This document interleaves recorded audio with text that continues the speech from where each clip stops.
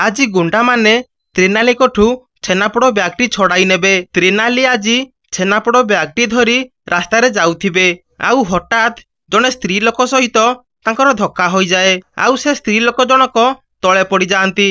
तांकर सबु परिबा भी तले पड़ जाए। तापरे त्रिनाली कहती सॉरी दीदी मु तुमको साहाय्य करि थांती हेले एबे मो पाखे समय नाही मते जल्दी जाई गोटे जगार पहुंचाकू पड़िबो।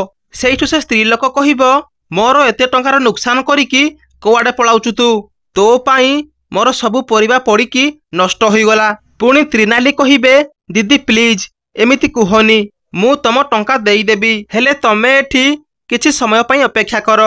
सेठू से स्त्री लोक पुणी कहती तू आग मो क्षतिपूरण दे तापरे मु तोते छाड़ीबी। तापरे जड़े लोक सेठी थाई कहिबे से झील तो कहूची तमे ता सांगरे गले तम टंका से देई देबो। आउ ठीक सेही समय रे दुई जण लोक आसी त्रिनाली को ब्याग को नहीं जाती। आउ त्रिनाली चोर चोर बोली चिल्लाइबाकू लगती। तो दर्शक बंधु कौन तेजस आसी त्रिनाली को हेल्प करिवे कि आमको कमेंट करंतु।